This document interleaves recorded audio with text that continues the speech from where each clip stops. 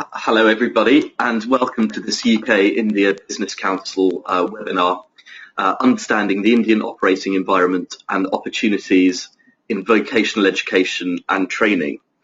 Now obviously technical and vocational education in India is a very key priority at the highest levels of the Indian government, and there's been a huge amount of activity in this sector to meet India's skills and training requirements. This webinar will address some of the issues facing UK training providers in India, and we'll be touching on some of the sort of key things to consider, including pricing points, the necessity to achieve scale in the Indian market, and also we'll have a bit of a conversation around the work that you can do to identify potential partners in the market. Before we begin, I'd like to familiarise you with the toolbox on the right-hand side of your screens. Just to let you know, we'll have everyone on mute during the course of the webinar to keep any background noise to a minimum. But if you have a question, please drop it into the little bracket on the toolbox to your right in the Please Type Your Question Here section to send me your question, and I'll take it up during our Q&A session, which we'll have at the end of the broadcast. For now, to make sure you can all hear me clearly, could I please ask that you all use the raise your hand button on the toolbar? Could you please click the raise your hand button now, please? Excellent, thank you very much. So I would like to introduce to you our guest speaker for today. Rajat Kawas is Business Director of Manipal City and Guilds, joint venture between City and Guilds UK and the Manipal Group in India. Rajat is going to give us a presentation on the operating environment and opportunities for vocational training in India. So Rajat, over to you.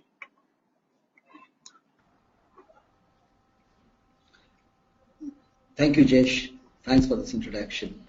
And very good morning to all of you, from people joining from the UK, and a very good afternoon to attendees from India.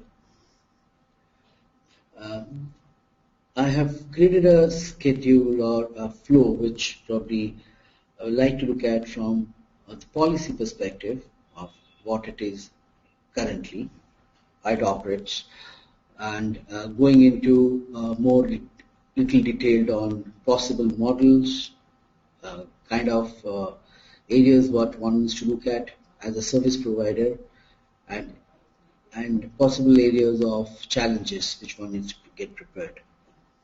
So I'll start with first with the skill ecosystem. The next slide. Can you change the? Yeah. Skills policy hierarchy, if you look at, India started on the skills work from primarily 2008-2009, when the first skills policy was out.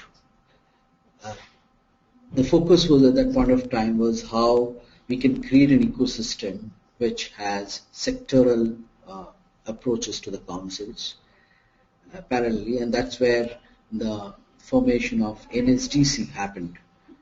NSDC was organization supported through the Ministry of Finance, Department of Economic Affairs, and he had two broad roles. But before we get into that, and the structure or the hierarchy of the skills was, we had Planning Commission at that period of time, which is now Niti Aayog.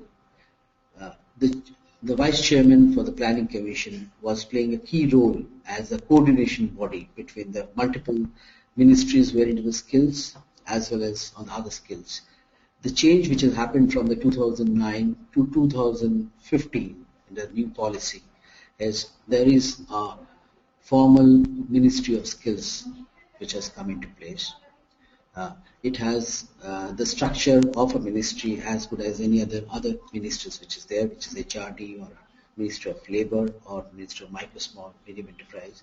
So which gives a very clear direction path for the skills agenda in this country, and this has been part of the Prime Minister's vision to put a clear direction to this. Second, the other aspect from the hierarchy was there has been formation of the National Skills Development Authority, NSDA, under the Ministry of Skills, which primarily will be looking at the quality and the quality assurance of the sector councils which has been created. So NSDA hosts the NSQC, National Skills Quality Council, which in a way manages the sector skill council's quality assurance aspect. So there has been a hierarchy which has been created. Ministry of HRD, Ministry of Labour, and Ministry of Small Medium Enterprise has been one of the key contributors to a target of 500 million, which was being envisaged in 2009. The recent, the way it has been looked at is, as of now, the target which was revised, we are looking at 400 million by 2022 when India becomes 75 years of age. So 400 million skilling to be done, which is, it talks about reskilling, fresh skilling, as well as upskilling.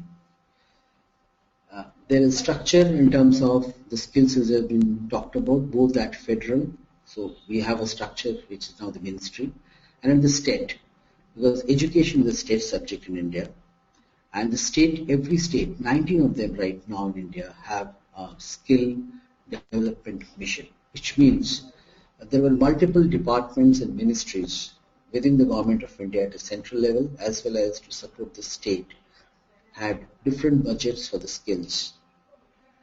The skill development mission now really brings together these multiple departments together and forms one single nodal agency at the state level, which facilitates the skills for the particular state. So it becomes a very kind of a model where you have a federal structure at the center, and then you have the state level structure, which is the state skill development missions, to really further help in terms of the implementation. On the other side, to bring in more industry participation, and this is what was put forward quite strongly in the 2009 skills policy, NSDC had formed.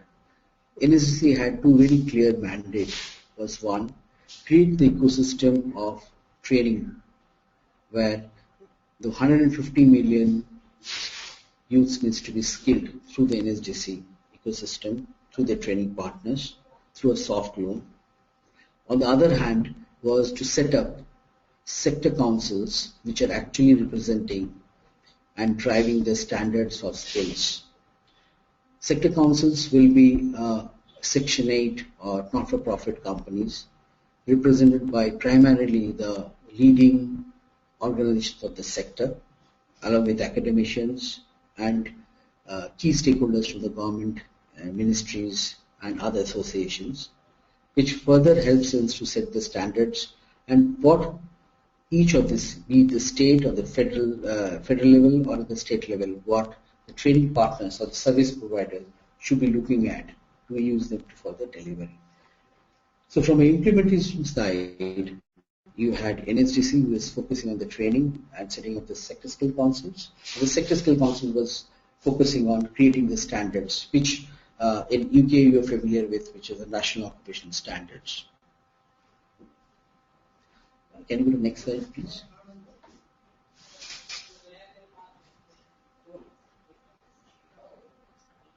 Yeah. So how has it 2009 to 2015, the national skills policy changed? There are 6 key areas which this policy in 2009 wishes to address. Definitely the movement which started in 2009 was that this is outcome based. Till now, India, if you talk about the education system, all the training what we were having early to 2009, it was more on input based, but India has moved towards from 2009 onwards to 2015. It's very clearly addressed, it's outcome based. The second aspect which the policy focuses on is third party assessment and certification, which means very clearly a service provider who does the training will not be will not be allowed to do the certification or the assessment of it. So there has to be clearly separate third-party, external subject matter expert from the industry evaluating the skills and the competency. Then the other thing which was brought in this time was how larger as regions of the country, for example, the Northeast, the Jammu and Kashmir, the left-wing extremist states, which were not really being able to reach out in terms of skills, how they can be motivated, incentivized, reached out as part of the skills initiative was talked about. Fourth, a very key important aspect and probably a very, very defining aspect for the policy was to focus on technology. It's very clear understanding that in India, if you have to reach the scale and the speed in which it is expected, 400 million in 2022 and next another 8 to 10 years, it has to be technology which has to be the driving factor. And hence, the 2015 policy, National Skills Policy, focuses heavily on the use of technology at every aspect of the service delivery for skilling. The other aspect which is very interesting, more from the UK partners here will be, and also from the Indian context, is there has been a focus also on equivalence of creating of how international standards can be aligned or reference to Indian standards and vice versa, and so that India can become skilled quality resources and becomes an export. So which means we are talking about migration of skilled resources both sides, because when Mr. Modi was talking about manufacturing in India, and we're talking about mobilization of skilled resources from India, so it's movement of resources from advanced Western countries to India and vice versa from India to the other part based on the needs. So this equivalence and referencing of international certification and qualification is very important, which has a reference point in the National Skills Policy 2015. It also touches upon apprenticeship, a very important aspect for bringing the employer into the fold. The last 1961 Apprenticeship Act was quite archaic. Due recognition has been given to it. There has been changes to it. As of now, the apprenticeship in India, the new form of apprenticeship 2014, is being championed through CII, and multiple levels of engagement with the industry has started. So apprenticeship is definitely taking up slowly a key aspect in terms of the skills policy. The other aspect was mandating the implementation and alignment with the National Skills Qualification Framework. Can you go to the next slide, please, so that I can speak more on the framework? Yeah. So coming back to the framework in India is of 10 levels, unlike when you have different countries, 7 levels, and there is Scottish framework, Irish framework, European Union framework. So there has been a team from European Union working together with the Ministry of Skills, NSDA, that has been initially started with the Ministry of Labour and MHRD. And the NBEQF, National Vocational Education Qualification Framework, was an initiative by the MHRD, and the National Vocational Qualification Framework was an initiative by the Ministry of Labour. And then finally NSDA brought them both together, and we had a unified framework, which is the National Skills Qualification Framework. This is now under the Ministry of Skills. This is a gazette notification, which means it has the necessary authority and of implementation and regulatory aspects. And the timeline has been set for the country that by 2018-19, 2018-19, technical educations in India needs to align with this National Skills Qualification Framework. And this is a very important aspect in terms of from the service providers and the skills perspective, which means whatever we do going forward in terms of whether it's training of the trainers, training of the candidates, upskilling, assessment, everything needs to be aligned with the NSQF, the occupational standards, and there will be a possibility of credit transfer. Once the NSQF was established, this laid open to the opportunity for the recognition of prior learning. And as I explained to you earlier, was where the focus is now on technology.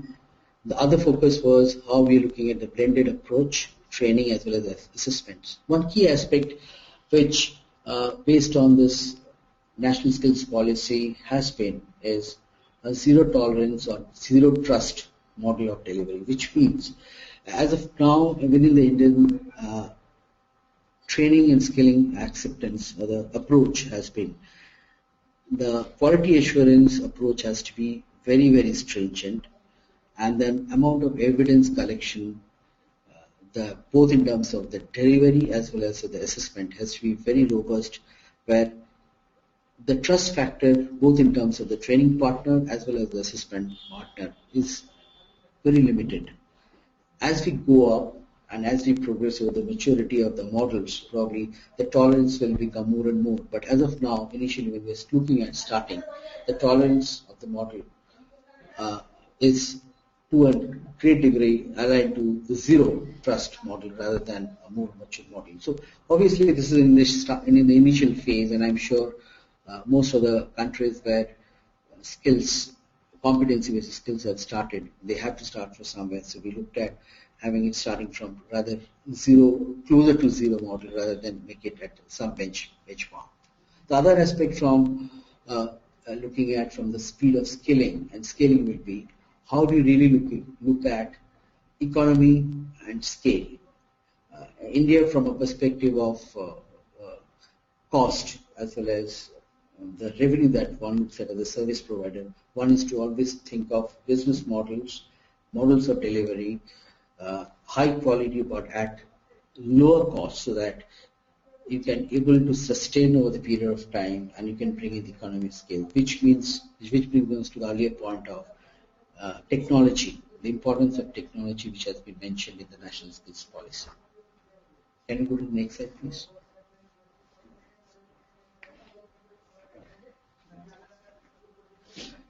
So what are the areas where as service providers or organizations from UK or India we should be looking at or targeting if you look at India?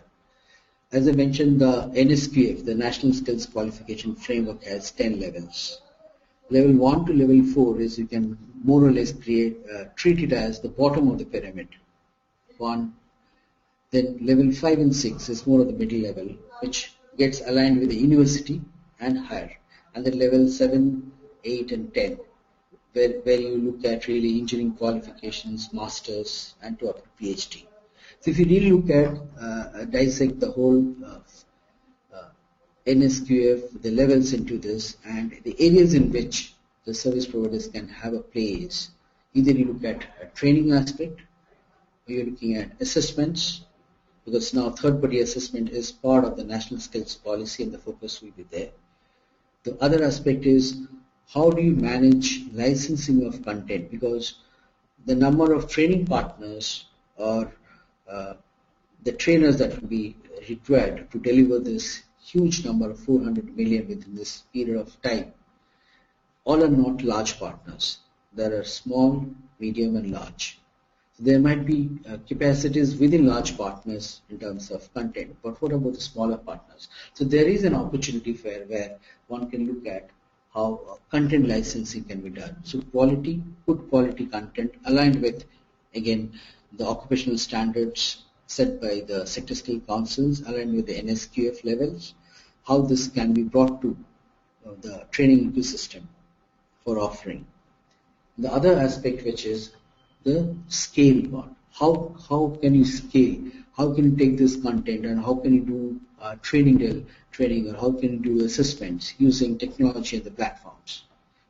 So primarily these are the 4 areas, and you can make a permutation combination or mix and match of multiple and look at services which you already look at.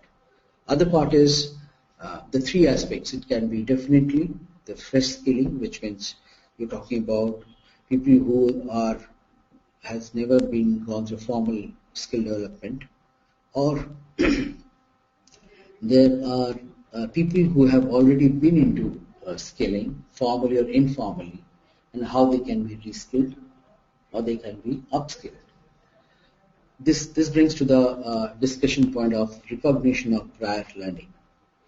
As we speak, one of the biggest government funded directly by the Ministry of Skills is on the way, which is Pradhan Mantri Kaushal Vikas Yojana, PMKVY, which actually is for the first time a government funded project is making a bold attempt of recognizing prior learning.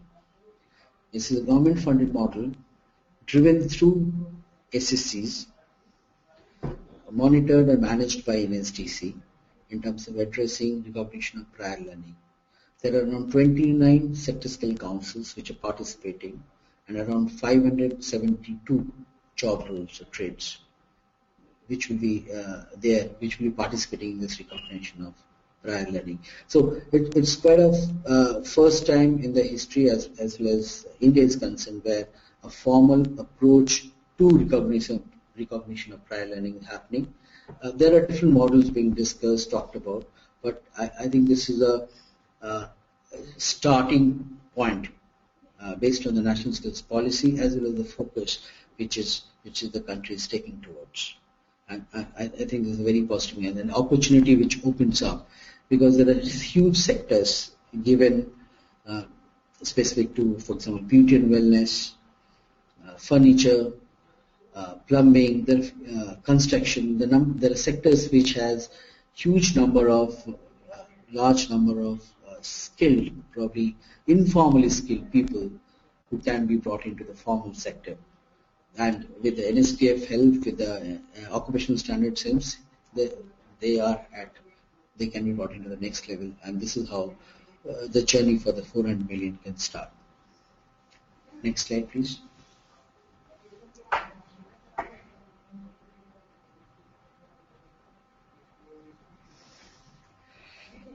Fine. So.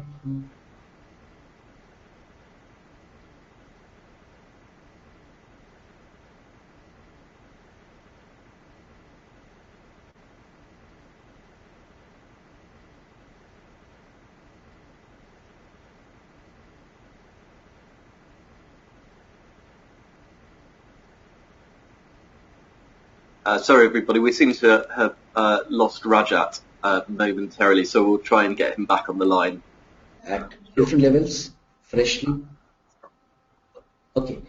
I'll just to recap on funding, which I started off. Hello. That's great, Rajat. Yeah, we can hear you. Hello. Hi, we can hear you. Okay. Fine. Okay, thank you. So as we're talking about the funding, so whether we're talking about recognition of prior learning, whether you're talking about training of the candidates, whether you talk about training of the trainers, training of the assessors, and different stakeholders which part of the skill ecosystem, who funds them? And how do you get this funding from? If you see current ecosystem and the current approach which has been largely, it's the government driven, be it the federal, which is the ministry level. There are 18 ministries, 18 ministries who support skill development to support their own ministries' agenda. For example, the automotive industry, you have the heavy industries, capital goods. So there are various ministries which they have their own budgets for skill development. Now all these ministries' different budgets will be now again brought together as a consortium and routed through the Ministry of Skills, which will be at a federal state. Then the state level budgets that the state has will now be routed through the skill development mission, which I mentioned earlier. at state level.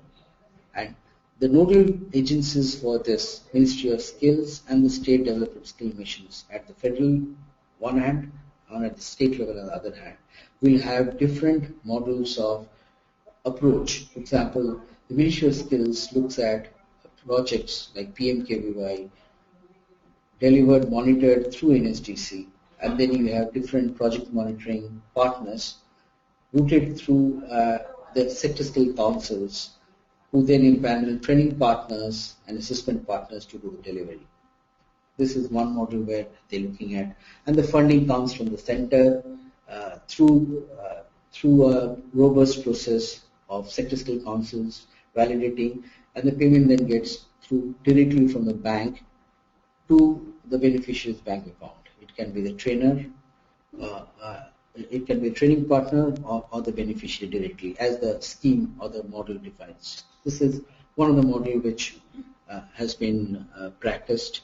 Other models which are there is where the department or the central ministry has its own schemes which empanel different training partners, and they fund those training partners based on their profiles, capability, qualifications, and they fund them directly. It can be through a voucher, or it can be directly paid based on milestones of delivery. This is at the central level where the central ministries. Other are the state level where the state nodal agencies go for empanelment directly with the sector skill councils for the assessment parts, assessment and certification, and the training part where they either prefer partners who can meet their requirements, or they go and look at partners who have been already empaneled and accredited by NSTC. So there are two approaches which is by generally coming up.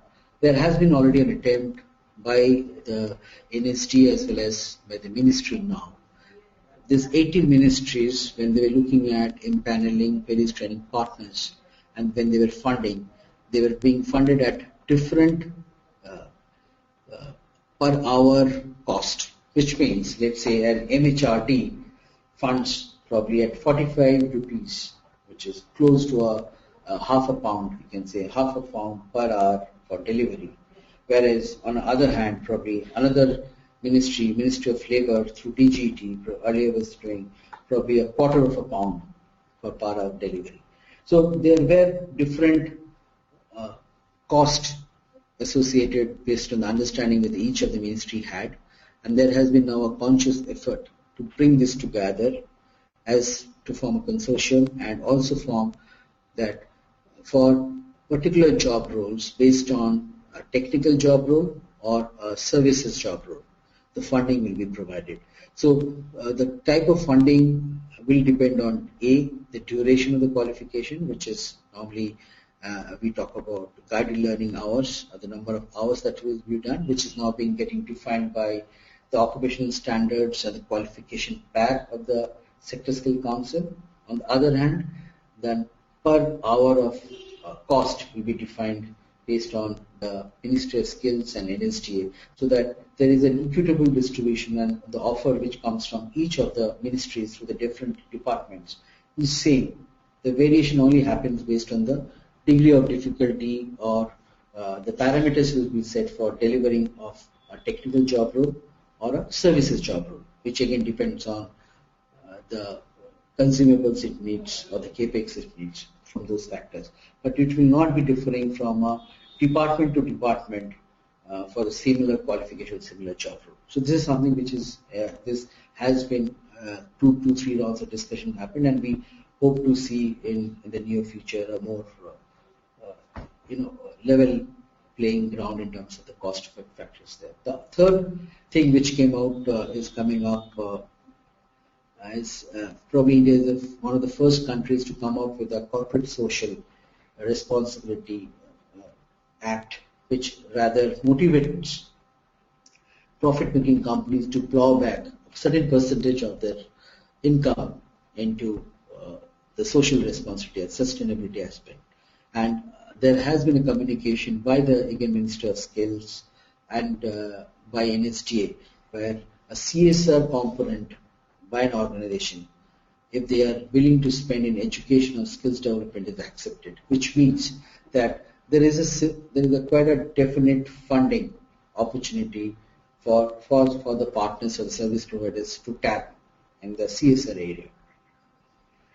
The latest but quite an interesting one which has been there is we know loans for education for management graduates for long-term education or engineering loans, but not about skilling where we talks about 3 months to 6 months of training. Uh, NSGA through Mr. Ramadurai has been very instrumental in signing a MOU with the Indian Banking Association. The, the, the MOU which talks about is that there has been now an understanding that all the nationalized bank in India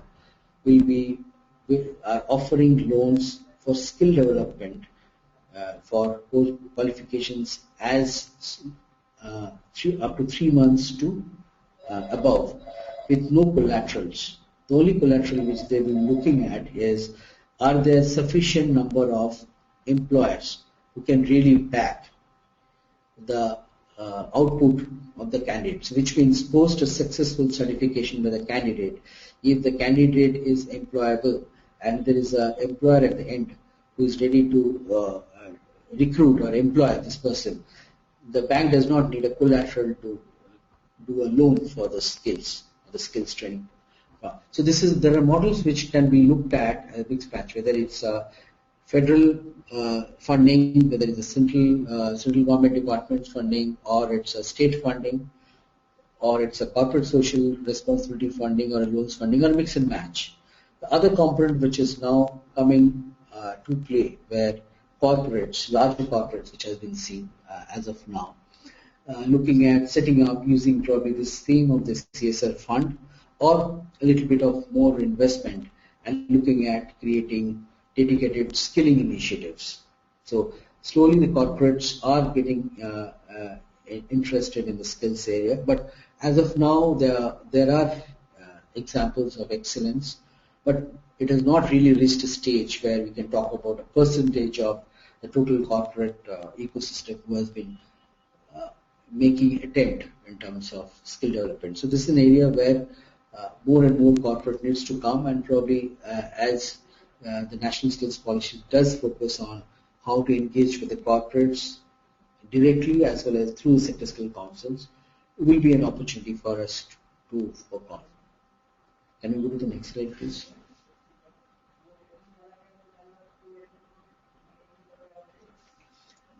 Next slide, please. So we're talking about this model. So when you enter work in India, how do you operate to models to engage, to do skilling at those different levels, to tap those different funding? Because if you have to work with the central government, federal ministries, you have to work with state ministries, or you have to work with corporates with social responsibility, or you want to facilitate getting funding through a bank. Each one of them brings a different levels of eligibility criteria as an entity for you to work in. So this is more from a perspective for UK partners wanting to work in India or has been coming to India and thinking of how to start. There are multiple models actually. Either you can look at a joint venture, you can look at partnership, you can do a licensing, or thinking of setting up an Indian entity. But when you're looking at this, you have to think about what is the kind of engagement and the models which we need to tap. Probably one of the preferred model for tapping most of this funding which is available is preferred model, maybe a joint venture or a partnering with an Indian entity. Whereas when you're talking about licensing, it depends on how do you want to look at licensing as. Will it be a licensing through technology platform, or you want to have a partnership who finally does the licensing in India? So there are different models which we look at. But the models will again be defined based on few areas is which sectors do you want to enter.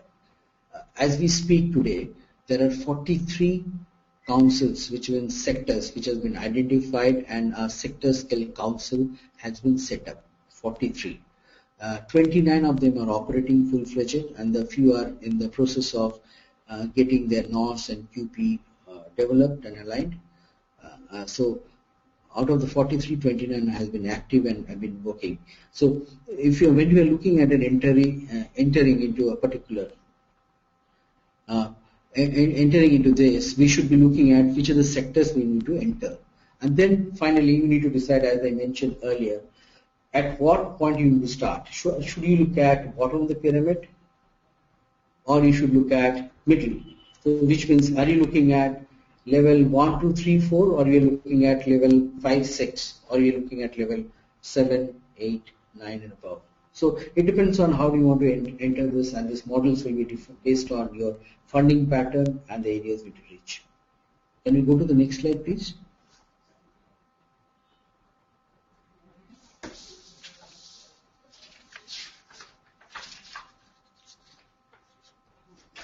Can we go to the next slide, please? Yeah. Finally, quality versus cost versus scale, and this is something which we keep on debating and discussing, and that's where one of the biggest challenge comes in. That at what level of quality, at what cost one is willing to scale, and this is something which again depends on the points which I discussed about the models, the sectors, the approach that you want to enter into. So these are some few points which I want to share back to you before which will be helping you to think about and decide when you are entering or getting into business in India.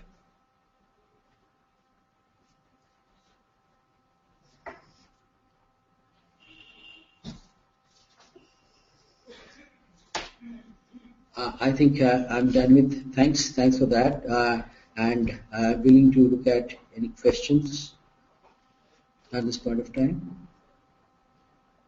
Excellent. Thank you very much, Rajat, for that excellent presentation. I'm now going to invite participants to submit. If you've got any questions for Rajat, please submit them to us now, and we'll read some of those out. We've had a question from John Wishney. John, I'm going to put this sort of slightly different way. Rajat, John asks, where would an organisation seek public funding from? And could you tell us a little bit about the process for applying for public funding for skills development processes? And give us your sense, is that a sort of viable route for UK providers? Right. For public funding, you need to be an Indian entity. That's important. So either you have to look at having set up an Indian entity, or partnering with an Indian entity, where probably, let's say, you've join hands with an Indian entity who has been operating in the country for minimum 3 years for seeking any government fund. So these are which has audited balance sheet, which 3 years with for the due diligence to be done. So for UK, either there are two approaches, right? Either there are funds which is done through the UK, which is UK and others, where you need not be an Indian entity to seek fund. But otherwise, if you're looking at funding from whether it's state level or central level funding from the government of India, you need to be an Indian entity. So, which means the eligibility criteria has to be, you need to be an Indian company, and you need to have a balance sheet and PAN card in India. Very good, Rajat. Thank you for that. Another question is to do with leadership and management training for the Indian corporate sector. Do you feel, Rajat, that executive training represents an opportunity for UK providers, and potentially would that be a sort of premium training product that might command a higher price point than other types of training? Yeah, a very good question. In fact, yes, definitely. As of now, the approach to the leadership training in India has not been competency based. If you look at competency in India has been a very new concept, as I just shared, started from 2008-9 to right now, the 15, the first 5-6 years, where we're trying to understand what is occupational standard competency.